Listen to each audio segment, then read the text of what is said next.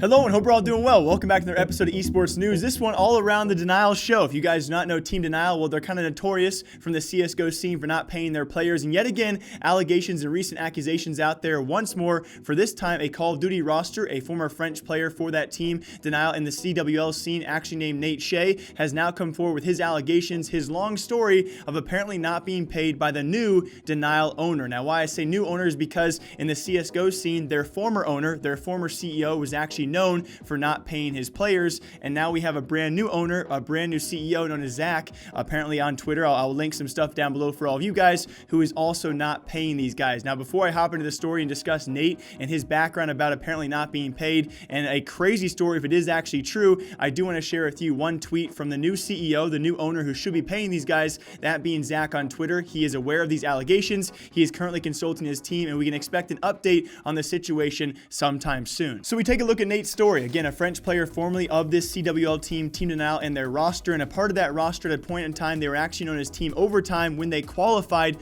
for the CWL spot, which was then, of course, gifted over to Team Denial when they acquired these members. Those members only lasted 3 months in the roster before last second being told they were being changed out of the roster. The only team member of that former team who actually qualified alongside Nate for that CWL spot, his name was Zeke, and he stayed on the new roster that was announced as a substitute player. But it gets even worse as a slew of miscommunications hit this roster. They competed for Team Denial at a couple of events, one big one being CWL Fort Worth, along with that CWL Pro League matches, and all the while there was actually Team Denial management not really communicating with these players, continuing to promise them they would be getting paid, and they still were not paying. And even points in time, Nate did reference that apparently Team Denial was booking them hotel rooms for single nights when they were staying for multiple nights. The players were paying out of pocket to actually stay the full stay of those, and ever since then it did get even worse, as apparently even a lawyer was in contact with these players and did tell them they were actually owed $0, even though, stated by Nate himself, a contract was signed by those members along with MLG. So we'll see if MLG gets involved here,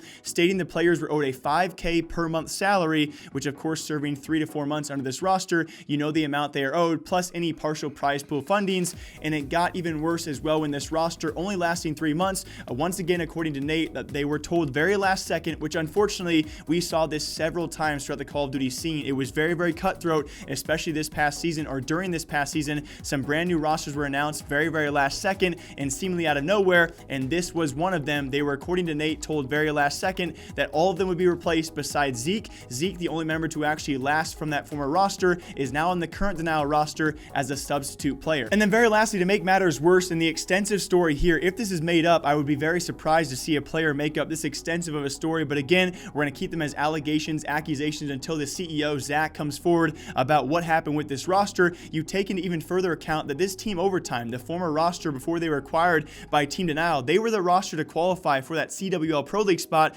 which means it rightfully belongs to those players, and they were not eventually, according to Nate, once more, they were not even paid for the acquirement of that spot, which is now belonging to the brand new Team Denial roster. So pretty much they acquired the roster that got the CWL Pro League spot, that they then changed that roster last second, and the former roster who actually qualified for the spot, they get no rewards, they get no pay, which all in all, pretty obviously, does not seem very fair. And we have two very clear examples of this not happening in terms of FaZe and Elevate. If you guys were aware of the Red Reserve situation, as well as Accelerate, both those teams actually sold their spots to FaZe and Elevate, who paid a lump sum to acquire that spot. So it would mean, in some form or fashion, these players are arguably owed at least their salaries, if not more, for the spot that Team Denial has somewhat taken away from them. At TLDR, in the situation, the story for all of you guys, Nate and his former roster, they qualified for the CWL Pro League spot. They were then changed last second. Along with that, miscommunications, not paid their salaries, and along with their roster being changed completely, they were then having that spot stolen away from them without any term of funding whatsoever, any term of actual payment for the spot they qualified for from the organization who actually gave them a contract, which is somehow void, or at least according to the lawyer that Nate apparently talked to. So one last update again,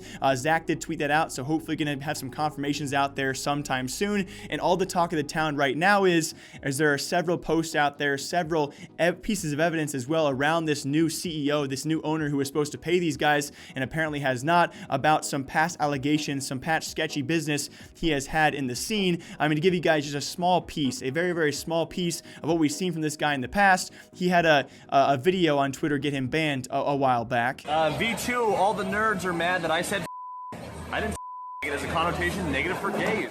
I said it because he was being a It's the same as being a bitch. My son's gay. My sister's gay. I'm pretty sure I'm gay. So I'm not knocking that community. If anyone has a problem with that at any organization, they can talk to me personally. Other than that, that little H1Z1 prick took my money, didn't hold up his end of the deal, and is now calling me fake. Hence him being a He's a bitch, and he knows it. I will see him at TwitchCon, and I'll shake my hand, and I'll double his net worth again. Anyone else has an issue, you guys know my ass. So I think it's very clear what most people are believing in right now. I will definitely give you guys a follow-up story if this is confirmed true or false. I will definitely greatly clear the name of Team Denial and Zach, the owner, if this is not true. But if it is true, I'll be back here sometime soon to break down the details for all of you. Team Denial, much like that of Red Reserve, much like that of Winter Fox, other organizations, is seemingly being accused of not paying players for the second time at least, if not other times we have no idea about right now. We will find the truth sometime soon. As always, my name is Jake. I hope you guys all enjoy esports news. I'll see you back here tomorrow sometime soon, and until then, take care.